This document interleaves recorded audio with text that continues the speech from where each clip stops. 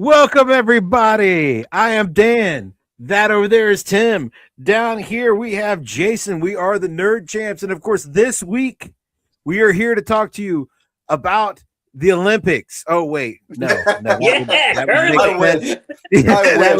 I wish. Okay. We're still going to talk about how hyped we are about Masters of the No, we're not going to do Masters. What are we doing this week, Tim? Can you remind me what we came here to talk about? We're gonna talk about these two terrible movies that came out within this last year, and for some reason, I don't know why we're gonna have a whole stream dedicated to it, but here we are. So yeah, we're gonna talk about these two terrible Predator movies. If you have not seen either one of them, don't be surprised. We increased the viewership by 200% by all of us watching it today. So yes. There are two Predator movies that have come out this year. Killer of Killers was a direct to streaming. It was an animated feature, and then Badlands was a quote unquote live action feature that was released in theaters and is now streaming just this month. So that's what we're going to be reviewing for reasons. I don't know why. Because it's what ChatGPT said we should. Yeah. I want the record to show it was Tim who brought this idea to the table. It's a terrible idea. Like I should never be able to pick the topic again after this, guys. Like if I were you, I would have like done the mutiny veto. I would have been like, Tim, no. But here we are, and yeah. And Jason's had a rough week. Jason volunteered. Tim would not do it, so Jason has sat through the entire series of the Burbs for me this week, and we're going to be recording our Burbs versus Burbs video tomorrow. Watch for that drop this week. Me and Jason are going to break down Burbs v. Burbs, and we also made him watch two Predator movies. All of this in this, and you would think like, oh yay, two Predator movies. No, that was, in case you didn't know, Disney bought Fox. So yeah. So we'll just go mile high, and then I put that in the comments so that we can have it know as the Nerdchamps. Because said, don't ask us why. We have no idea.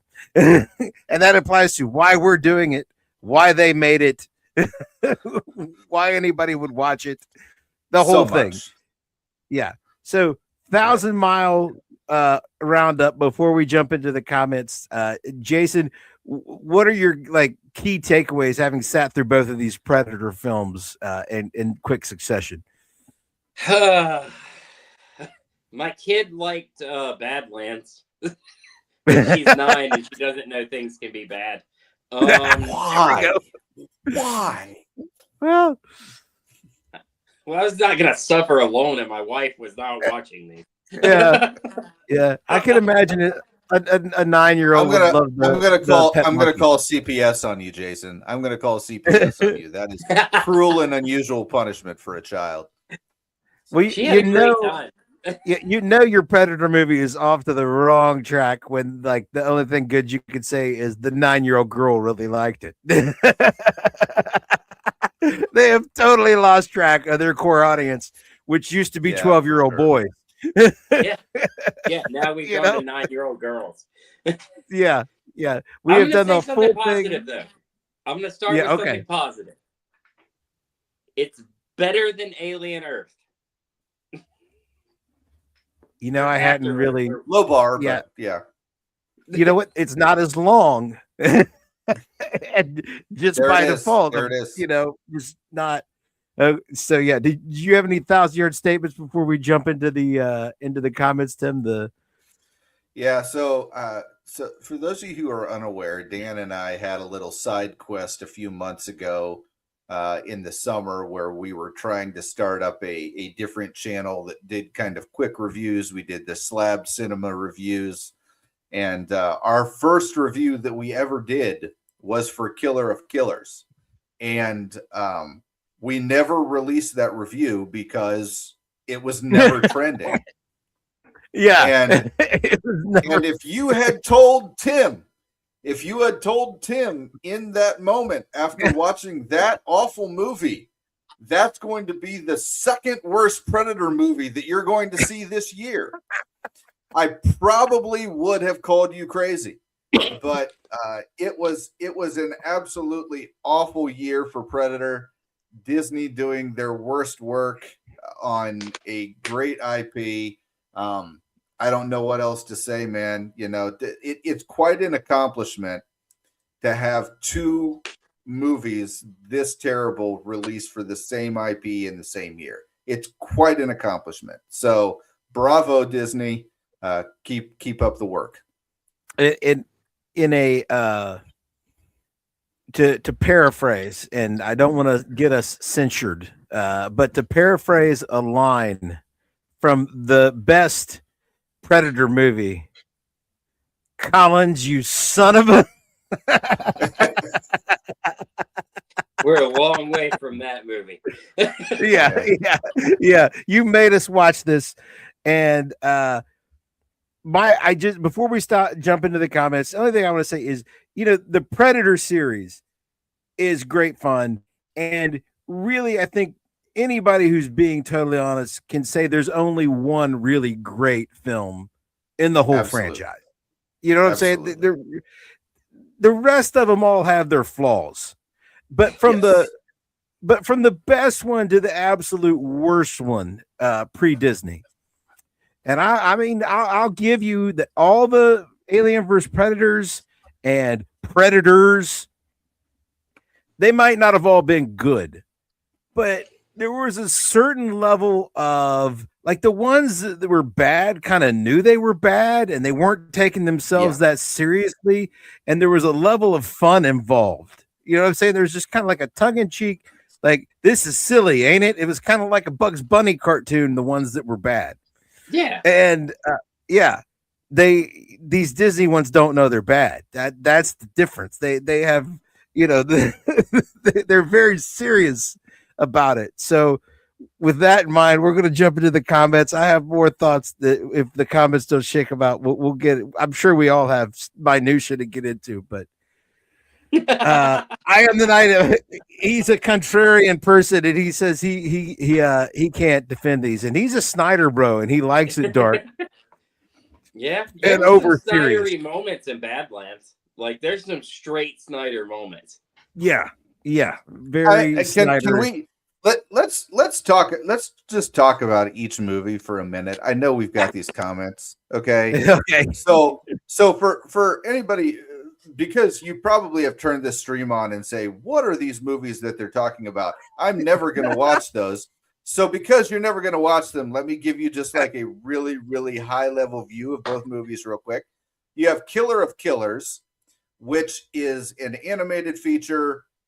The Predator encounters different humans at different points in history. And at those different points in history, all of them end up defeating the Predator. And then they all compile at the end to do some garbage. It's terrible. Anyway, so there we go. It's basically like the same ending as What If, where you're like, did we really need the Viking lady and the World War II pilot fighting predators together? You really didn't. So anyway, and then and it was terrible. The animation was terrible. It looked like PlayStation 2 graphics. It was awful. Okay. Yes. So that was number one. Then we move on to, I know what you're thinking. You're thinking to yourself, how can we make Disney into Predator? And they say, well, we own the rights to Finding Nemo. So let's have Finding Nemo be a Predator movie. Where you've got kind of a runt that sees a family member get killed. And then all of a sudden he gets this weird woman to help him on his journey. It's Finding Nemo. That's all it is. It's Finding Nemo with a predator. You're welcome. He has to find his quote unquote trophy, which is the trophy that no predator has been able to kill. And he's he's kind of the outcast predator. It's ridiculous. It's absurd. The entire movie is garbage. I can't defend any of it. And a sympathetic predator is something that never should have crossed anyone's desk at Disney, but here we are. So those are the two movies that we're talking about, just in case you guys are curious. So two things about Badlands. Badlands was the most egregious of these. Like, I knew what Killer of Killers was when the first one took place in snow. Like, at least it was a predator story, right? Yeah. Like, at least they were predator stories. Like, but it was in the snow. That, again. Yeah, they're not supposed to be in snow. They're like high climate. Yeah, they like the heat. Of course, they did put one of the Alien versus Predators on Antarctica, but that movie knew it was bad. Yeah, of course. but go ahead, Jason. You were still going. So, I want to know what the thought process was to make a film in which the entire movie is set in a language that does not exist. Like it's not in English at all. It's the holiday special. It's the holiday special all over again. And what's even worse about it, and Dan and I were talking about this, this is almost like Jar Jar Binks, where they went like whenever anybody in Hollywood has like barbarian warrior, they immediately go to African warrior, and it makes it so racist. It's so bad. And they don't even realize they did it. They thought they did generic warrior, but they made it African warrior. Even the language sounds like that.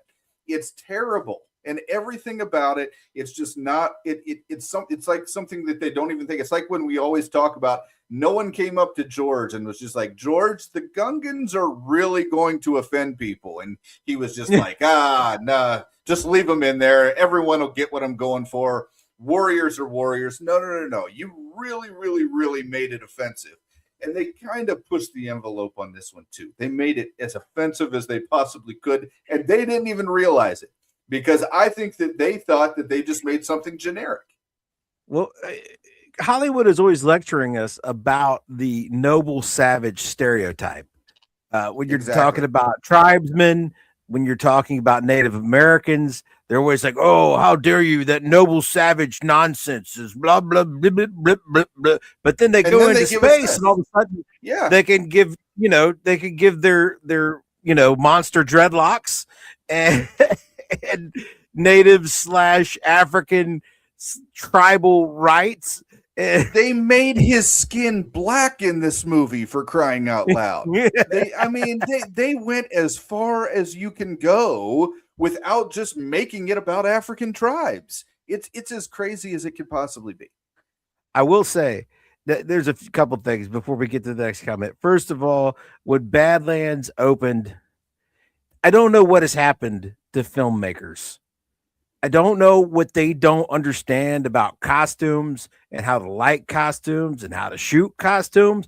But the movie opens with a close-up shot on the Predator's ridiculous clown shoe feet walking in the sand. And they look exactly like I just said. Clown shoe feet. You know what I'm saying? And I'm telling you, whenever you wear feet on top of feet, they don't look like feet, even when it's an alien. Back in the day, they understood when you had a ridiculous costume, you made quick cuts, you took long shots, and you blocked it out of the shot as often as you could. Yeah. I mean, to this day, Bruce Willis didn't really run across broken glass when they made Die Hard, right?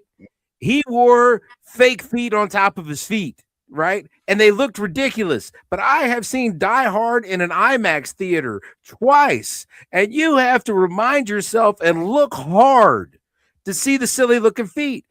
Peter Jackson with the Hobbit feet. With the Hobbit feet. Masterful editing. There's only one scene in the extended version of Fellowship where you can actually see the foot bend the wrong way and tell that it's not the right foot. And that's the only thing, because Peter Jackson was masterful in his editing at that, right? So it can be done. But you're right, Dan. These people don't know about lighting and angles and all the stuff that matters. They just think, the costume's good enough. It's not. It never is. It never was. Marv's fake feet in Home Alone. He didn't go running through the snow in his bare feet. He didn't do that. He wore fake feet, but like it's a long shot and he's running and it cuts quick. So it's really that simple. But nowadays we get that's not the only scene where we get close up on the Predator clown shoes in this film. There's multiple shots of his big clown feet. Like the director was in love with these feet. I don't get it.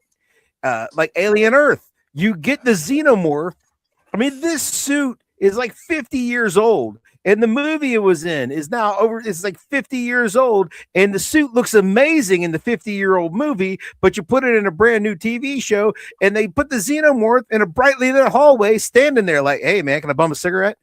It looks like a guy in a suit. You know what I'm saying? It's I don't understand. So that's my number one point I want to say before we get to the next comment. The next one is this ruined a streak for me today. Until today, I had never seen a film that I didn't enjoy that featured somebody with a pet monkey. And, man. I mean, Any Which Way But Loose is great fun. I don't care how many times you've already seen it. That's right, man. Yeah, Clint Eastwood. Yeah. You gotta love it, man. I'm gonna take Clint Eastwood. It's great. Yeah. I'm gonna take Clint Eastwood driving a truck with his pet orangutan any day over Predator. Yeah. This was. Dude, I actually texted to him in the middle of watching, like a pet monkey. Are you serious? What's really funny about this movie is I watched it last night and Dan watched it today. So I got to see like the real-time reaction, like starting at like 8:00 this morning. Dan was just like, "You've got to be kidding me," and he was just texting me as we were going. So I got to see his real-time reaction, and I was just like, "Just wait, it gets dumber. Just wait," you know. So. Now, Jason, we've watched all the Predator movies, right? Yeah, I've seen all of them. In any other Predator movie, did the Predators have Darth helmet size helmets? Just comic bobblehead size. In that Prey movie, I think maybe, but that's kind of newer. So but it's the Disney. Disney likes the bobblehead helmets. What's really weird? Well, they gotta sell Funko Pops. That's it. I was just gonna say they've got to do the Funko Pops. They've got to sell the bobbleheads. They got to sell the figurines, all that kind of stuff. But what's really crazy about it is one of the most common characteristics, like people who don't know Predator, people who don't know anything about Predator but know about the franchise in passing, all know one thing about Predator, and that's that he can refract light and become invisible.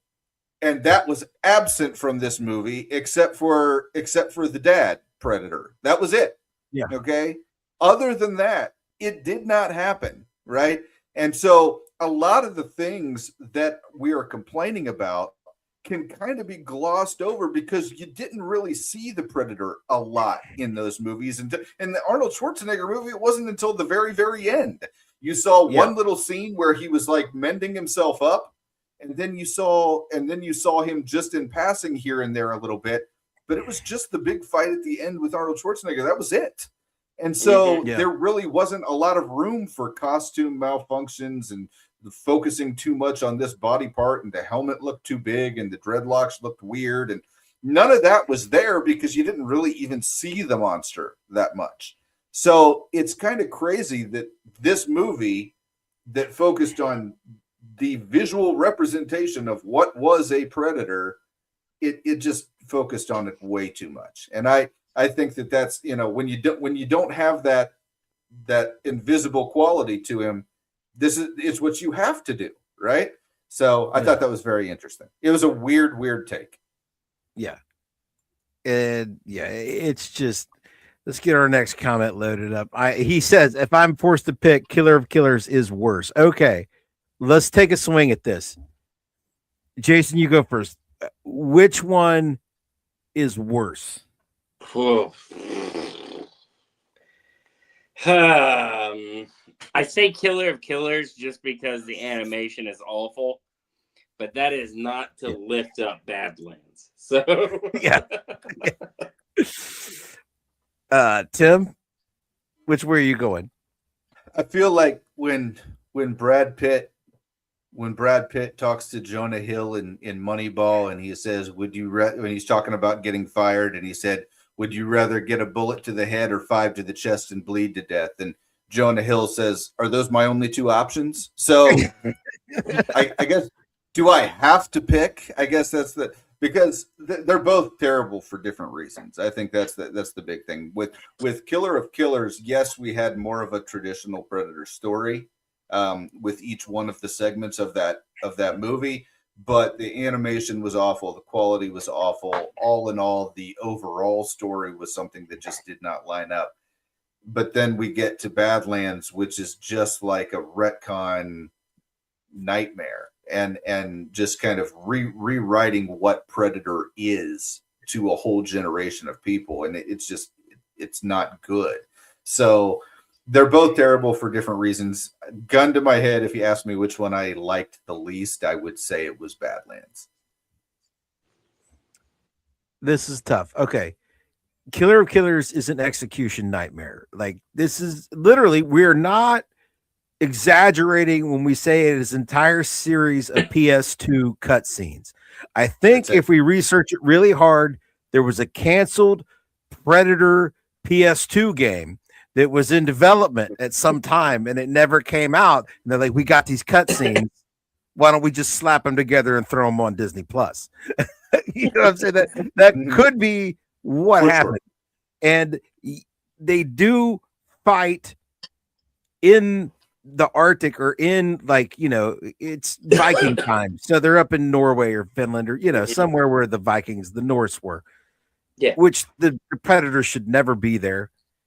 But at least you had this overarching concept of the Predators collecting people that had defeated one of their number, and we're going to bring them here and have a tournament, and then we're going to fight them. Seems kind of Predator-ish, the concept. And execution, it didn't work at all. You know, you could imagine pitching this idea as an animated feature, and like, if you're in the room, there's no way you make this animated movie and Dutch isn't there at the end in the tournament. How is Arnold, how is Dutch not there? That again, you had opportunities. There was a concept there where something could have worked, you know, you know, like, but of course we all know you don't need Dutch. You need a scrappy Hispanic mechanic from World War II, and that's how you really take out. And a 95-pound Viking woman. That's what we really needed. The 95-pound Viking woman. That's the one. Yeah, who needs Dutch in his team of commandos? They've been demonstrated to be subpar. But anyway, so that was the Badlands, but that was Killer of Killers. But Badlands, there are scenes that are executed fairly well. There are effects that done okay. On a conceptual level, this was never going to work. This was a terrible idea from the beginning to the end to the middle.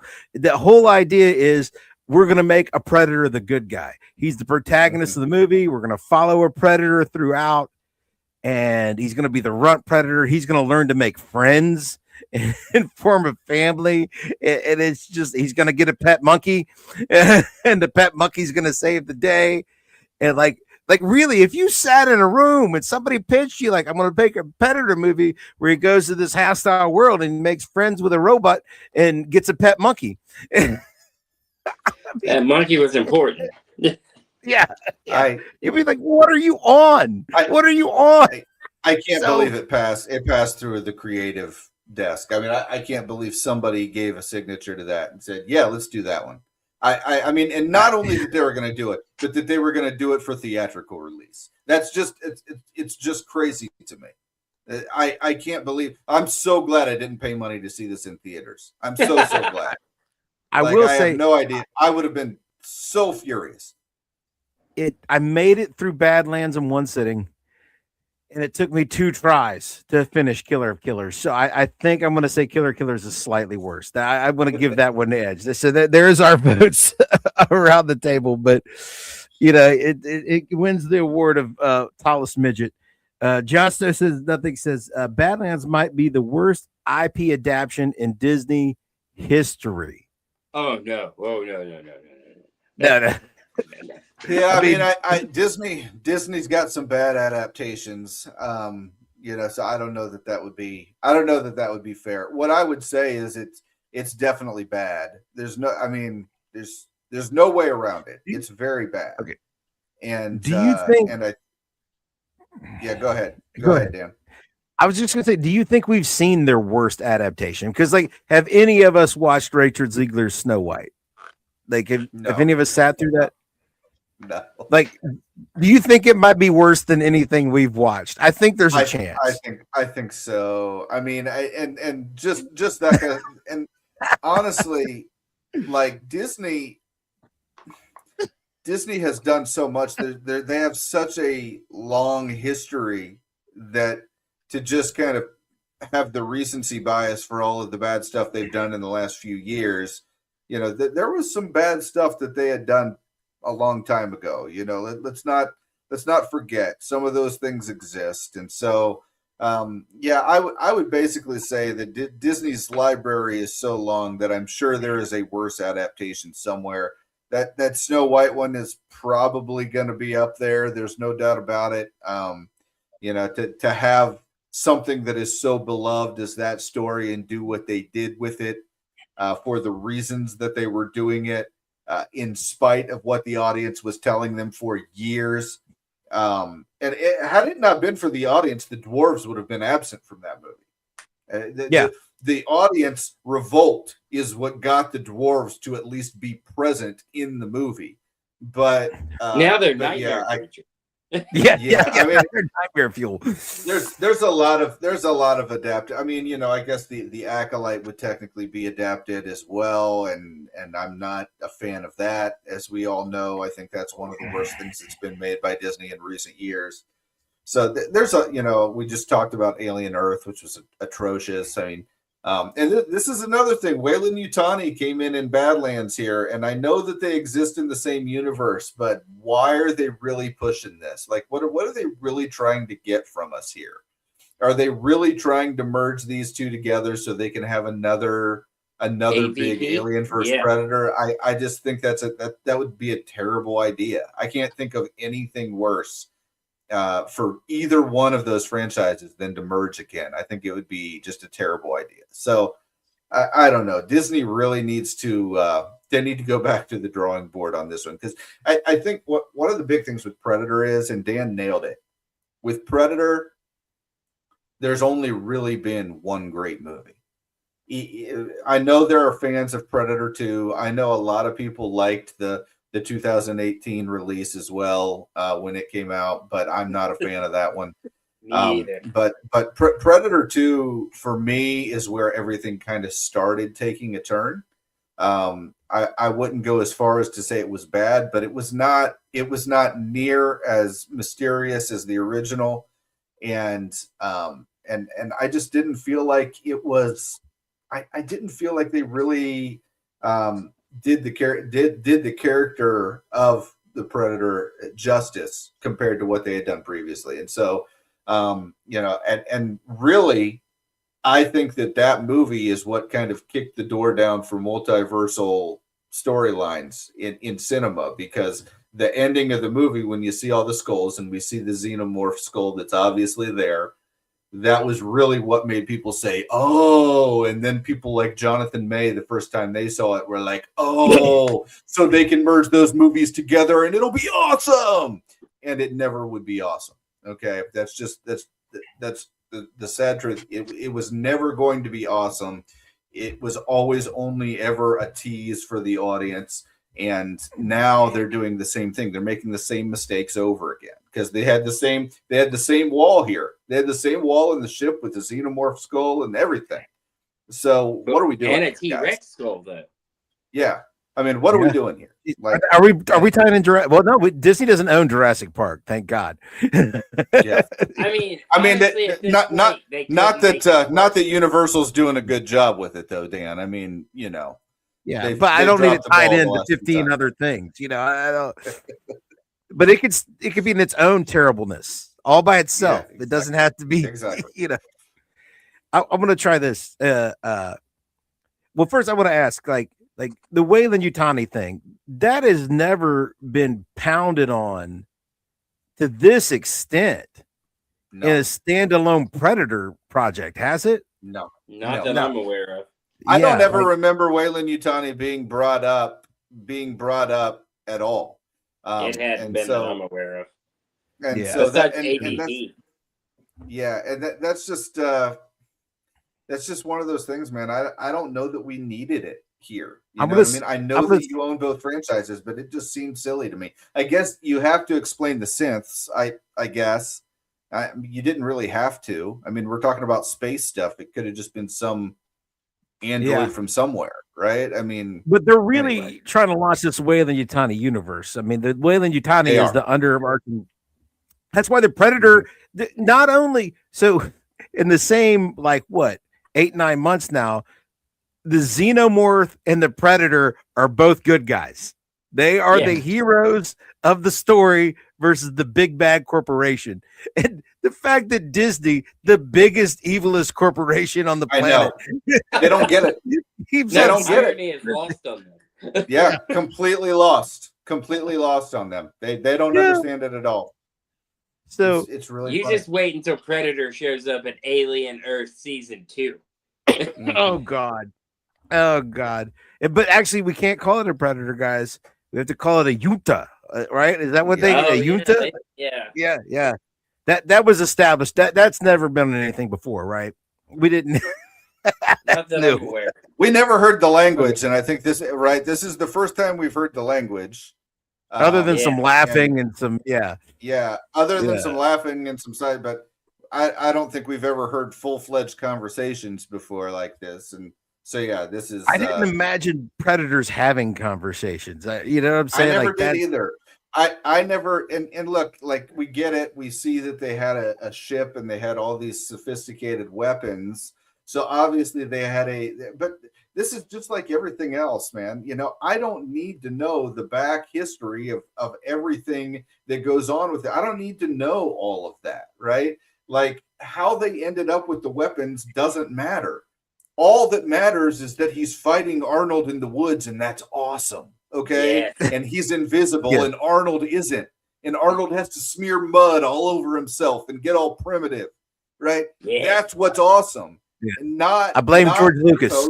Let's go back and have a commentary on the tribe that this alien came from. And it's just ridiculous. It's absolutely I can't wait till the Kid Rock version of this movie. Yeah. But I blame George Lucas. Knowing more only makes it worse. And I don't care if you're talking about Anakin Skywalker or Wolverine or Boba Fett or the Predator. The more you know, the less cool it is. You need to just not know and not explore. Enjoy the mystery. I use this example when we were talking about Home Alone over the holidays, but can you imagine if they had dove in 3 or 4 sequels later and said, let's look into the motivations of Marv and Harry. Let's, Harry's, Harry owes a whole bunch of money, or a hitman's going to come after him, or Marv has a sick kid that he's trying to pay for an operation, and it would ruin the movie, right? It would completely ruin the movie if you dove into that. That's exactly what this is. This is trying to find motivation that completely retcons everything that you just saw. So everything that you just saw, now you're supposed to feel sympathetic for the Predator. And that's ridiculous. Yeah, because his dad might not have liked him. It's the Jaws theory. Yeah. It's the Jaws theory. Jaws 1 is one of the most horrifying movies ever. Yeah. You never see the shark. Right. Once you start seeing that shark, those movies get cheesy. Yeah. So it's the same thing with predators. You gotta keep it. And I want to see if you guys get the same deep pull that comes to my mind when I'm thinking Predator. The best, absolute best Predator sequel and Predator crossover has nothing to do with Alien and is not a movie. Do you know the best? It was in 1991. This was back when the Predator was still formidable. This was when they didn't get killed by little girls and 90-pound Vikings. Do you guys know what the best Predator crossover ever was? I'm trying to think. In 1991. Yes. Would it have been in a Marvel comic in 1991? It was not a Marvel comic. That's why you're going to have to find this on eBay or a library shelf somewhere. Yeah. It would be Dark Horse, right? It was actually, this was before, it was a Dark Horse crossover. Dark Horse had Predator, and they did an intercompany crossover. That's why they haven't been very. No, it was Batman v Predator. Batman v Predator is an amazing comic, man. It is 1991. I think it's Adam Kubert art on it, and it's amazing. It is the best Predator sequel. So seek that out and find it. This is not on that level. This is not. You see Alfred with a shotgun in that comic, and that's awesome. Yeah. Anytime you get Alfred laying it down. Flash Ain't Fast, the PS2 cutaway movie versus a movie where you actually cheer for the Predator. I hate it here. We do too. I don't know why we do this. We hate fun. We said, oh, there's all kinds of fun things. We're not going to review that. No way. But did we actually root for the Predator? Did you guys find yourselves rooting for that Predator, or did you care? Did anybody? No, because I didn't care. I guess that's the thing. You know, you could tell that's what they were shooting watching for. my watch. Yeah, but yeah, the whole thing, it was just ridiculous. I was like, "You've got to be kidding me!" Like this is the movie from the very beginning. You know, the fight with his brother, where they were like training, that was like decent. But then after that, it was just garbage. Everything else after that was just garbage. And, you know, the whole scene with the father and the whole go after this giant creature that nobody's ever been able to kill, that no Predator has ever been able to kill, right? And Dan pointed this out to me. Dan said, you know, he had these little freeze grenades, and like all it took was one of those. Like, oh, here you go. Yeah. You know, and no Predator has ever been able to kill this thing, right? It was like, okay. Yeah. So this is the absolute unkillable animal. All Predators fear it in their sleep, right? And Weyland-Yutani is there to capture it, and this Predator crash landed. He's there to get it too. And it just so happens that the bad synth, the one that's not friends with our hero, the Predator, Tessa, finds the freeze grenade in the Predator's ship, and it only takes one freeze grenade to bring that thing down. And like, you got to think, like, this guy is the runt who barely escaped being murdered by his dad at the beginning of the film, and like, he has a few of these because he's got a whole stupid of them. Yeah, the stupid synth accidentally freezes her own fingers with it. That's how she knows what it is. And she had a whole nother one to go kill the unkillable beast with. And so, like, how do the Predators not have these guys' heads mounted on their wall? How are their freezers not full of the meat of this animal? It took one fairly common grenade that they have in bulk. Yeah. I mean, oh, I had not thought about that. That's a good point. It's just I mean, like, you know, you made it worse somehow. This was here's the thing. This was like this was like the, you know, slower, handicapped younger brother. Like, you know, he is what Jar Jar Binks was to the Gungans. Okay, he was an idiot. Yeah, in the Predators, in the Predator world, and it took, and this guy could go in and figure it out. Like, yeah, you know, and for all the for all the hype that they had around the Callisk about how ridiculous it was really just the regenerative healing factor that made it so dangerous, because as a beast it really was not that formidable.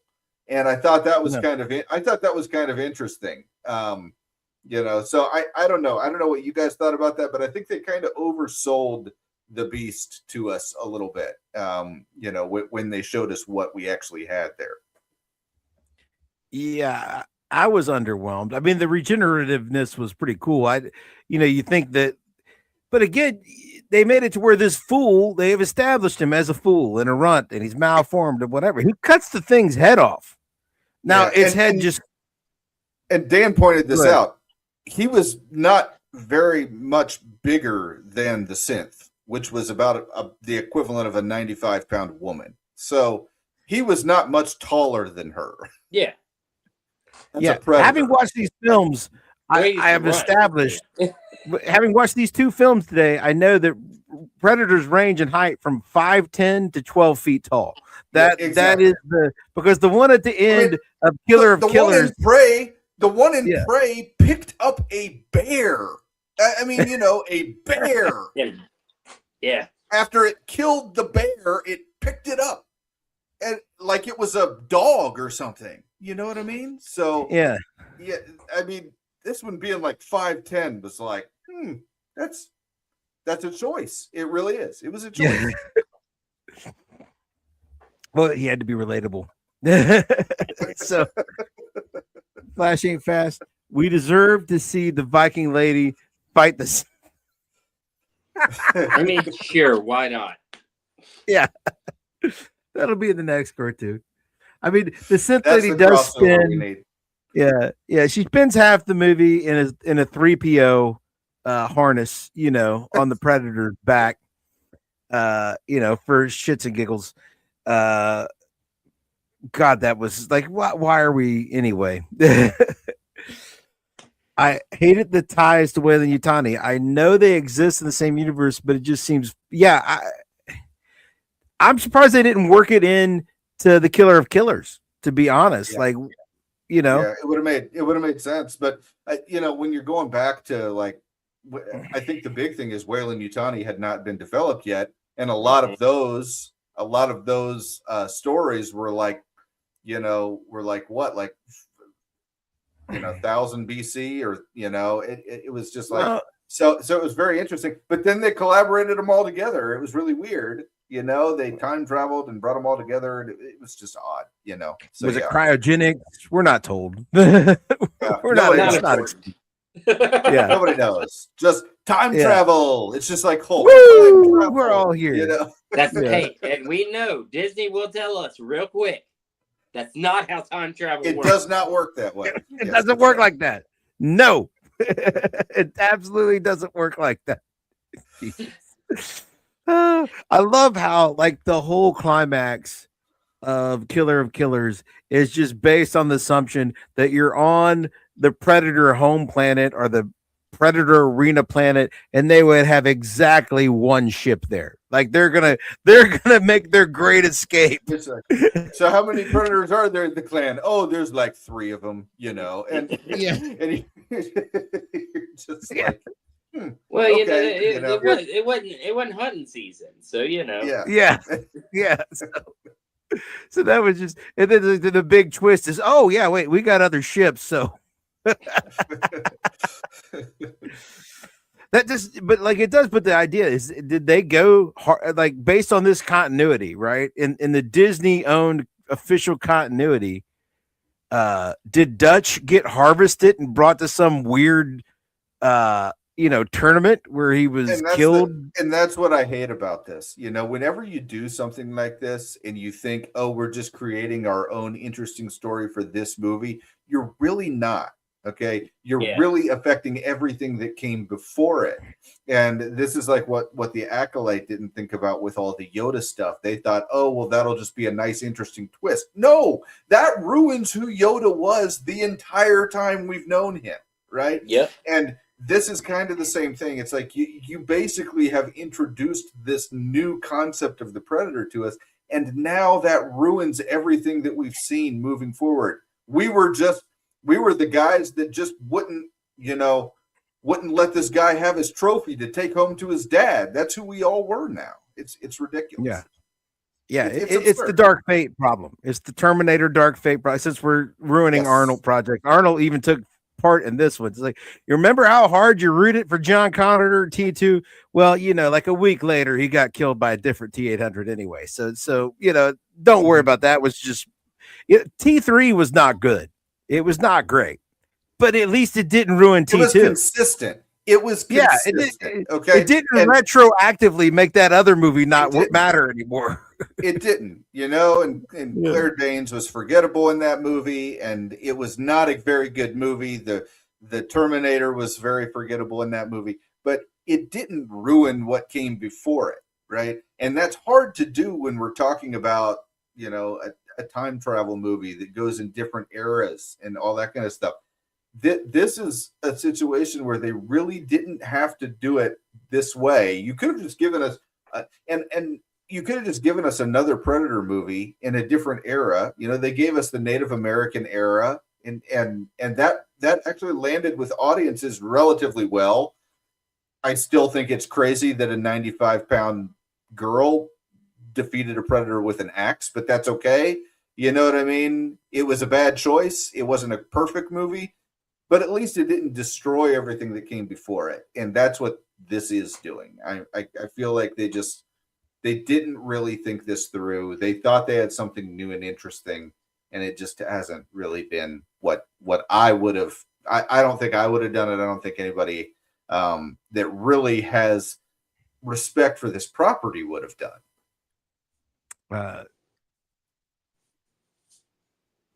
John Soto's nothing says you're right, Tim, that having two movies, the same IP that are this bad in the same year is quite the accomplishment. But you got to remember, folks, we're dealing with Disney. Disney eats, beloved IPs for breakfast and spits them out. I mean, we had at least two bad MCU films last year. I mean, they weren't this bad, I guess. I guess they weren't this bad, but we had a couple of bad MCU films last year, so it's possible. It can happen, right? Yeah, I mean, they did make Secret Invasion, so you know what I'm saying. They're not, yeah. So they can ruin IPs anytime, even the ones they built. They just, we told you about Ziegler, right? We told you about that. So I can't wait till they ruin Mickey Mouse. That's what I'm holding. It's coming. It's coming. Yeah. Thug Dog. If I'm forced to pick which one is worse. Okay, so he thinks it's Badlands. The sympathetic angle ruins the classic tone from the franchise. They're cold-hearted, bloodthirsty killers, not misunderstood warriors. We've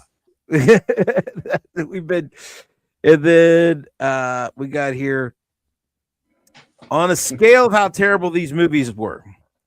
These movies were worse than blank, but better than blank. Okay, so what are you putting on the ends of this scale, Jason?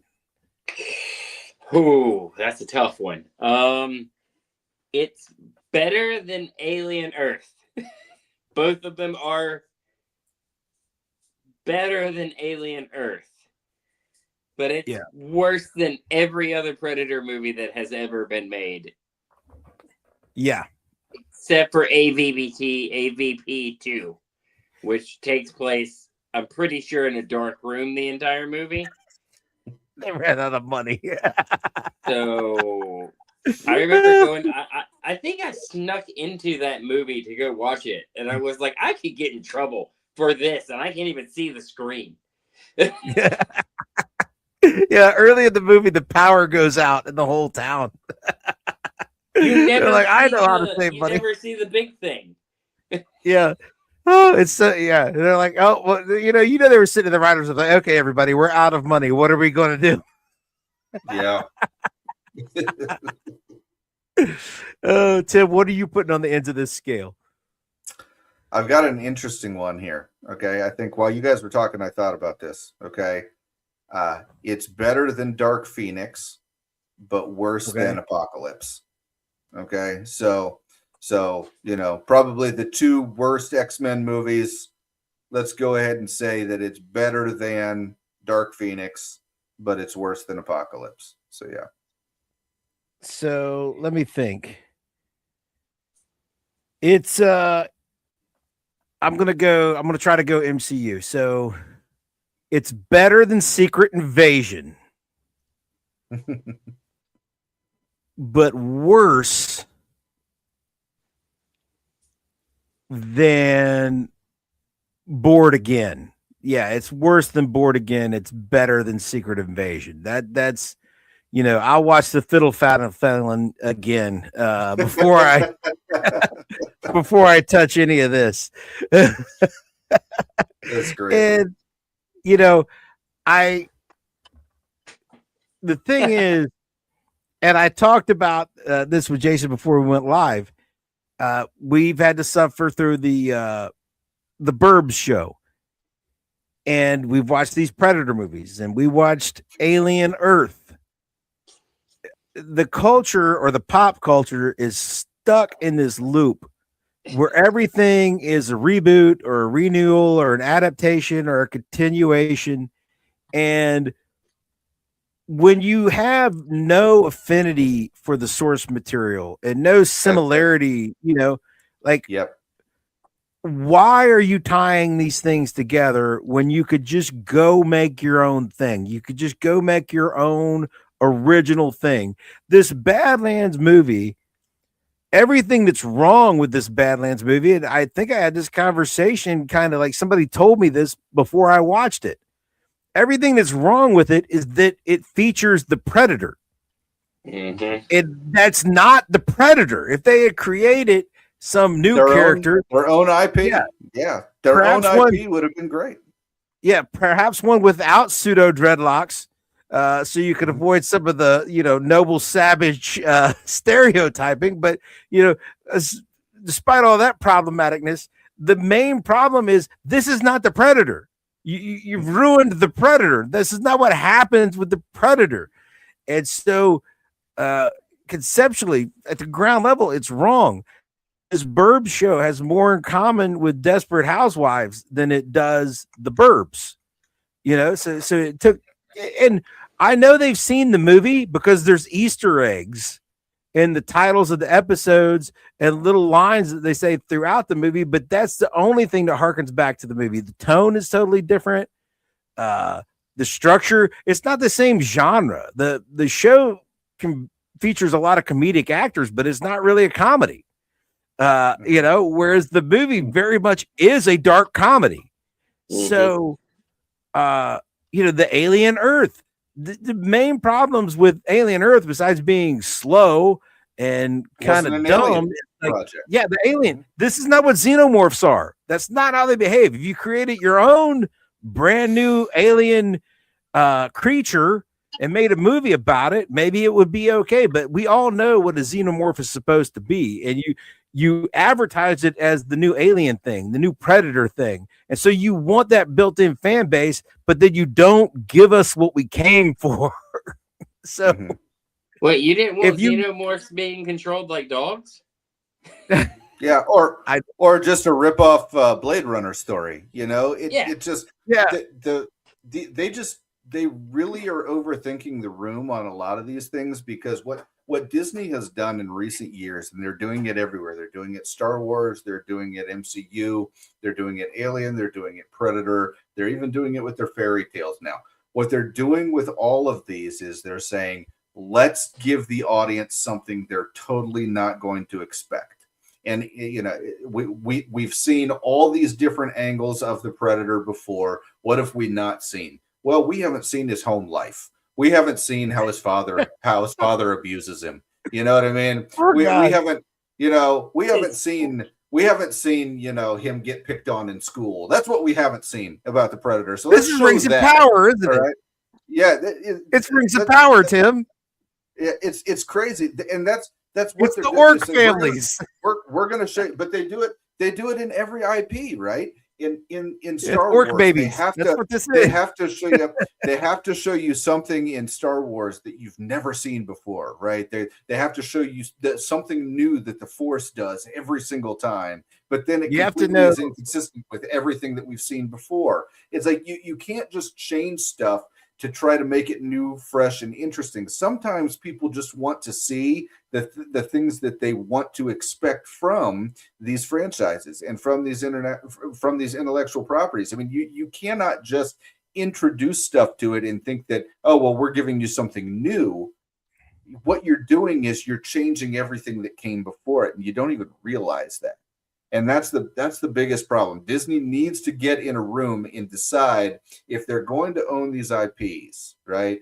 They need to decide, what direction are we going to take? Are we going to take the direction where just owning the IPs is enough?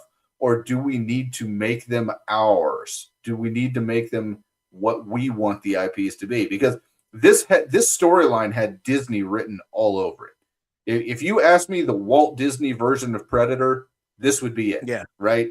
My father is disappointed in me and I'm going to go prove him wrong and all this stuff. That's Little Mermaid. Okay. This is the Walt Disney version of Predator, guys. And that's what they need to decide. If they're really going to try to own these IPs, it should be enough just to own them. Just to own them, have the library, have the rights anytime that it's broadcast on TV. Anytime that, anybody wants to have the streaming rights, they have to go through you. All of that would be enough, right? But it's not. They have to create these new stories to make them feel really good about owning it. And I've had it with Disney. They've done this to so many of my childhood franchises. I don't know what to do anymore. Sooner or later they're going to buy a couple more, and I'm going to get so frustrated because I know what they're going to do. If they ever get their hands on something like Back to the Future, I'm gonna freak out because I know what they're going to do. They're going to say, "Oh, there hasn't been a Back to the Future movie since 1993. Let's have a plan to release like 9 of them." You know what I mean? They're going to say that time travel doesn't work like that, Tim. That's what they're going to say. You can't do that in Back to the Future. Because in Back to the Future, time travel works like that.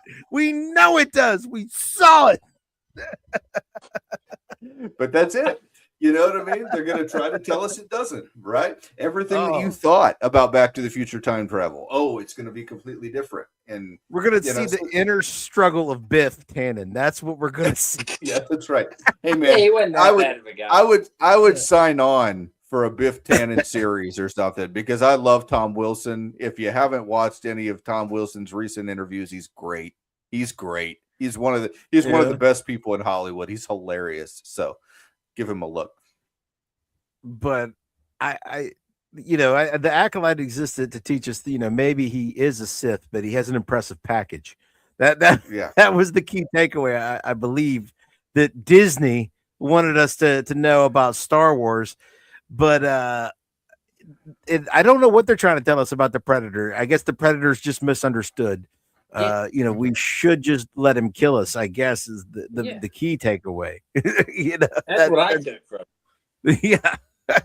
The real villain was Dutch all along. Well, yeah. And we're laughing, but that's honestly the truth. You know what I mean? Like, now that we've seen all the tribal pressure that they're under, I mean, don't you feel bad for that poor Predator that had to just blow himself up because he knew that he was going to go back without his trophy skull? I mean, don't you just feel bad for him, Dan?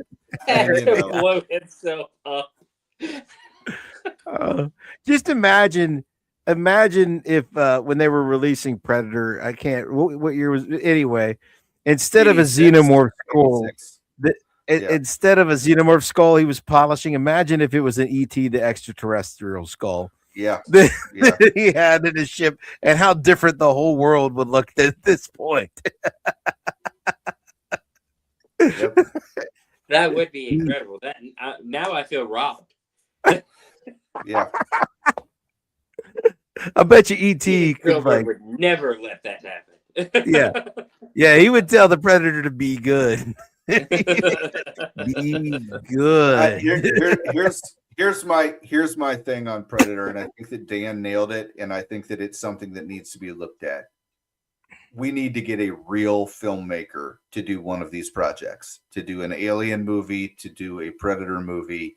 Right now, we've got a bunch of guys that are basically just your modern millennial Hollywood guys doing it, and it's not working. And we need to get somebody who is an actual filmmaker, not going to be in love with CGI, not going to be in love with whatever the studio tells them and gives a necessary amount of pushback, but somebody who can actually, place a camera, someone who can actually work an angle, someone who can actually put the proper lighting in there so we don't look like we've got clown feet, like Dan was talking about.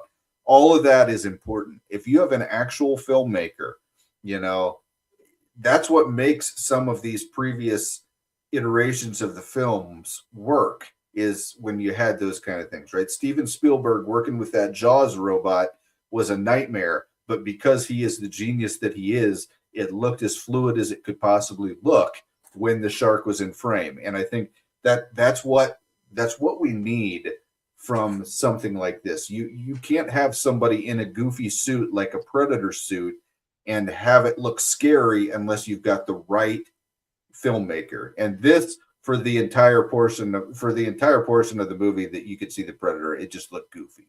So I think that's really where I want to leave it, is we need to get a real filmmaker involved in this IP.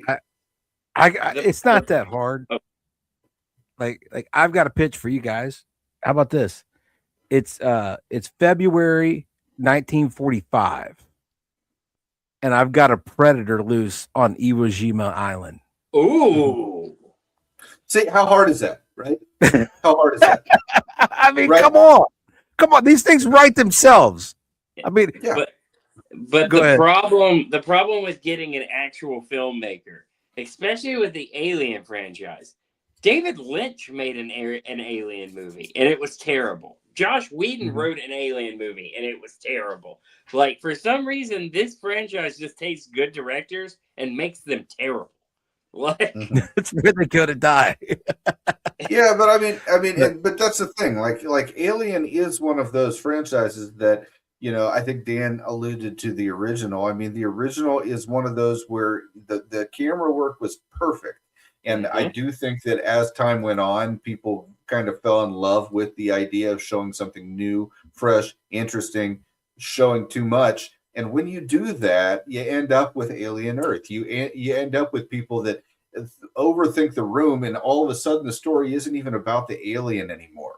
And that's kind of what ended up happening here. We made the story all about the Predator, but we made it too much about the Predator. Okay. Yeah. And that's the problem. Predator is easy. Alien's hard because it's an ongoing narrative story. Predator is evergreen, man. It's so easy. It's episodic. Pick a time period, pick a place, drop a Predator there. That's right. The Alamo, boom, right? The Predator in the Alamo. Can you imagine, right? Boom. You know what I mean? Yeah. A Predator during the zombie apocalypse. A Predator during, you can have all kinds of different things. Spanish Inquisition, Predator. Yeah. Boom. Just any of it. Ancient Rome, Predator. Yeah. 300 Spartans versus a Predator. Come on, man. Yeah, I need that movie as well. Yeah. See, they're robbing us. They're giving us Badlands when they could be giving us a Predator in Sparta. Yeah, I love it. Yeah. I mean, why aren't these ideas getting, like, is nobody pitching these? I don't understand. Anyway, we got to wrap it up because I hear sirens. So I think I have to go hide in the basement. I think there's a tornado warning. Where I'm in the basement. I'm in the basement. No, so I'm good. So Tim's already ready. Jason, tell the people. Yeah, it's not here yet. So Jason, tell the people where to find you on the internet. You can find me on Instagram. I also have a TikTok page in which I am doing an analog horror called Miss Haley Silly. And you can also find me tomorrow. I'm filming a special with Dan when we talk about the birds. So, yeah, it will be right have fun here. doing that, guys. Lots of good stuff this week. Tim, tell the people who we are. We are the Nerdchamps. I am Dan. I mean, I'm not Dan. I am Tim. That is Dan. But we have a lot of videos. Check us out. We've got a lot of debates. We've got a lot of reviews. We do a live stream every week. And tomorrow, sometime this weekend, I'm going to be getting a video that I filmed with our friends over at the M6P where we reviewed X-Men Days of Future Past, which is Uncanny X-Men issues 141, 142. We went ahead and reviewed that together with a few people that we've had on the show here. So that'll be dropping here in the next few days. So look for it. And we will definitely be back next week to talk about something much, much better than these movies. As long as I don't get carried away like Dorothy. So anyway, until next week, OH.